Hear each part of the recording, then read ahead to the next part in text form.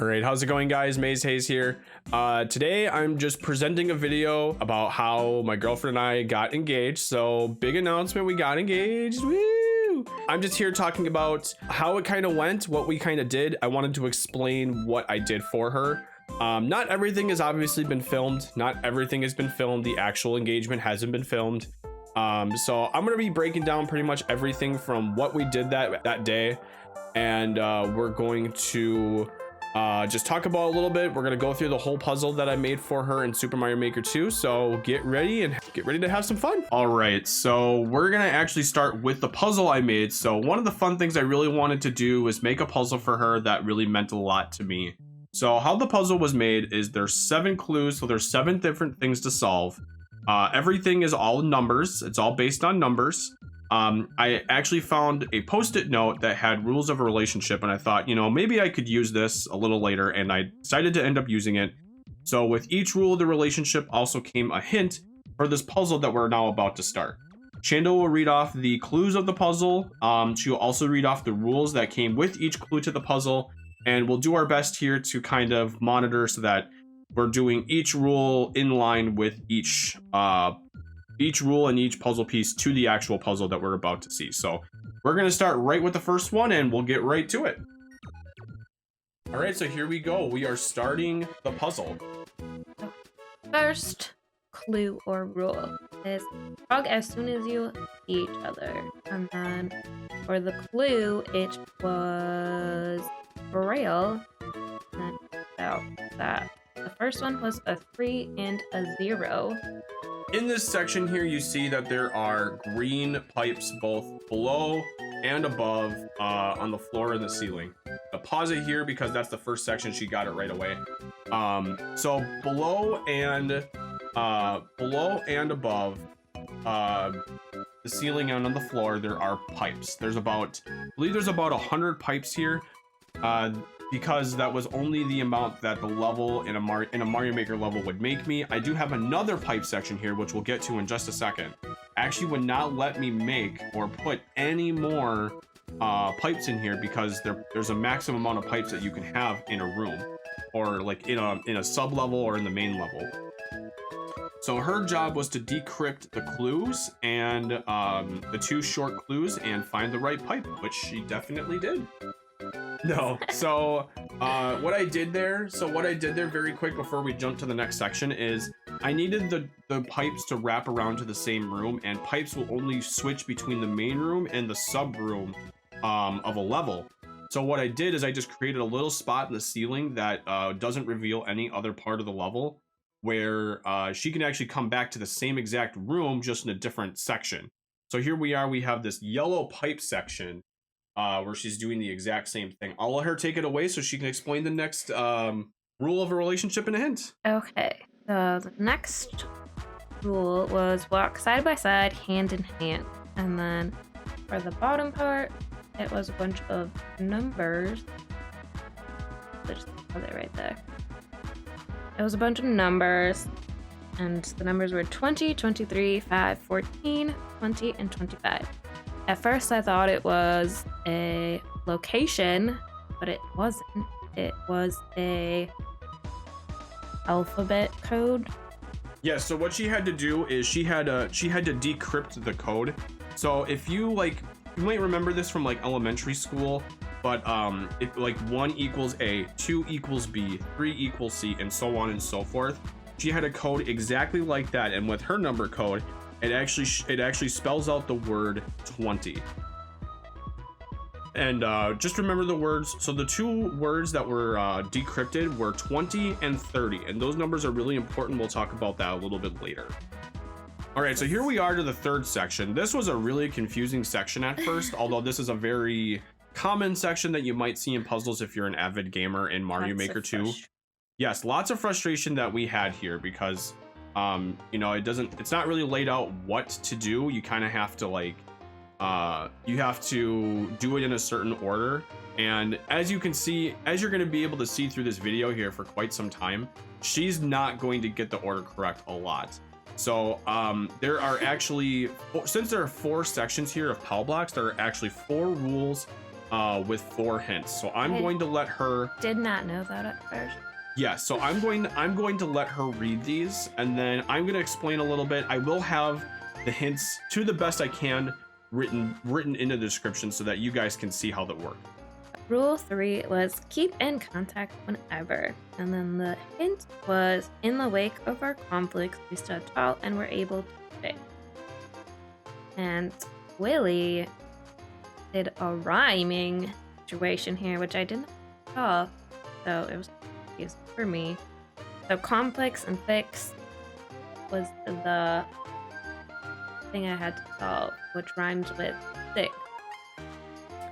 I had to hit the first pile box 6 times, and then that pattern continues with the next 3.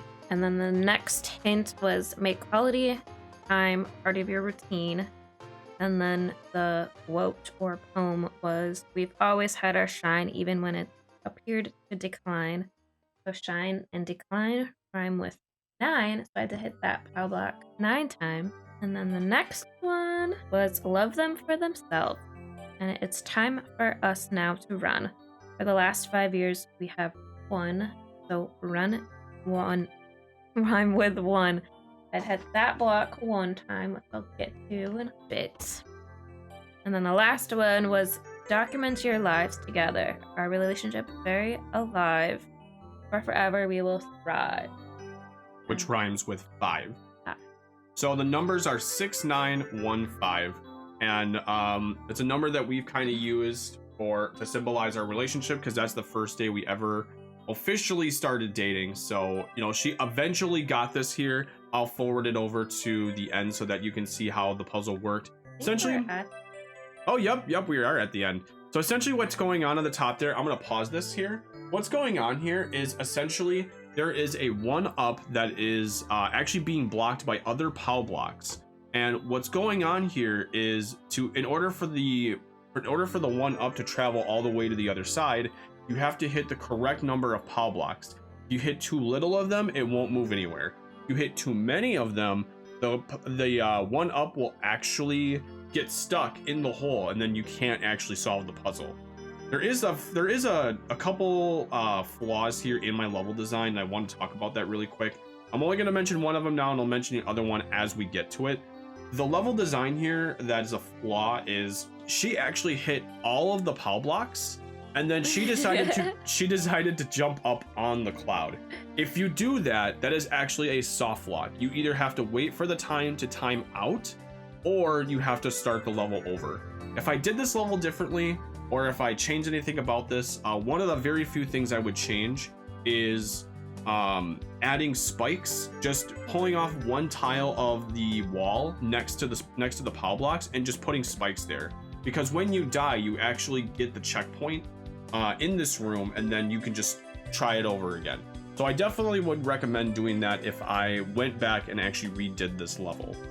So that actually brings us to then the last section.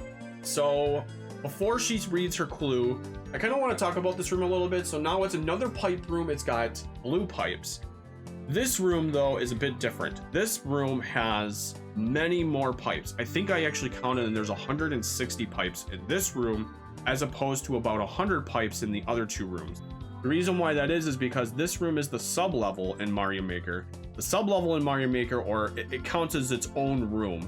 So your limit to what you can put in that sub room, at least in terms of pipes, I can't say every single sprite or every single object, it goes back down to 0. So you can actually start by having going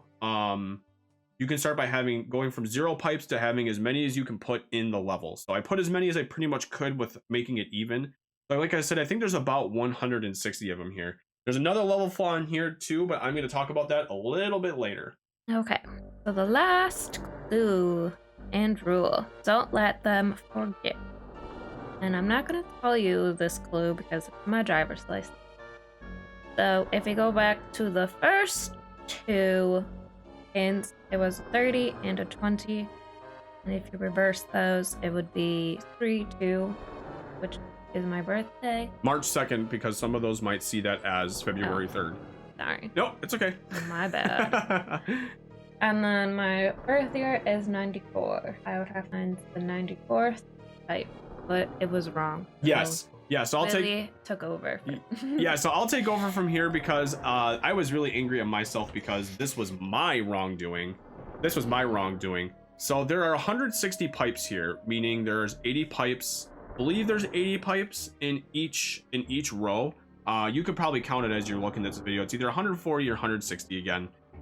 So like she said, the hint that she got is her driver's license number, and no, we're not showing that. But essentially the clue that she had to get from it is that in the first two clues, the numbers were 20 and 30, which correspond with her birthday if the numbers are flipped around, which is March 2nd. Then she should be able to gather the third clue just by looking at her driver's license number and putting those numbers together, which she actually did, but she did it in a different way. She didn't do it in the intended way. Sometimes puzzles get solved in the not intended way, and that's okay. I remember Barb's big huge puzzle was solved because people literally just took a spring from Mario and they literally just hit every single tile on the wall until something worked. That's just how puzzles go sometimes. So she did you can see her kind of thinking here, and honestly it's great. It's honestly great. She's putting her mind to work, which was the point of the puzzle. And in the end, the puzzle exit was actually wrong here. It was actually wrong. And I'm going to explain that here in just a second. So because there are 80 pipes each, it's actually, I took this as a different way. So because there's 80 pipes in each row, the second row, whatever's considered the second row, starts at pipe number 81. So I actually placed my pipe opposite. So number 49, I placed my pipe our number 40, I think I did 46. I placed it right above that other pipe because it's the opposite, because I thought there were only 100 pipes, but I was very wrong about that. I'm actually red like talking about that. You can't see that, but I'm actually very red talking about that because it's kind of embarrassing, because it really was a pretty poor end to end the puzzle, because I was like, why didn't this work? And I felt bad for it for pretty much the entire day, but we ended up finding the exit because I was a dunce about it. All right, so eventually here we find the pipe. It's a collaborative effort. We did it. So we found the pipe, and then it leads right over to the end, which is this little creation of a ring in the shape of coins, and then the little diamond is in the diamond blocks. So that is the puzzle. Let me know what you guys think of the puzzle. So eventually here, we got to the end of the puzzle, and we both weren't really happy about it. She's walking around right now. We both really weren't happy about the ending of the puzzle, to be honest, because we wanted it to be something special. So after I had explained everything to her, and that it really was a little bit more confusing than I had expected, we felt really good about the puzzle, because it was a good puzzle. It was a hard puzzle, but hard puzzles are usually the better puzzles. And putting everything together, it made sense. So I hope you guys really enjoyed the puzzle part of it. I really enjoyed it. I enjoyed making it. Granted, I made a couple mistakes. So basically how the rest of the day went is we didn't stay single for much longer than that. We decided to go back to my parents' neighborhood, where we took a nice long walk. It's a walk that we take that we really took the time to reflect us and our relationship. We've done that in the past, but we did it this time, just reflecting about what we got, and what happened in the past with us, how we grew, in addition to what we have now, both I guess speaking in terms of tangible things and intangible things, in addition to what we're looking forward to in the future. And it was we didn't have to take the whole time, but it was an awesome conversation that we had. We had a lot of fun doing it, and in the end, after it was done, I proposed. So you can see the ring in the thumbnail of this video, but honestly, we're both very happy. It doesn't really feel a whole lot different for us. I'm not gonna lie, it doesn't feel a whole lot different, but we are definitely happier.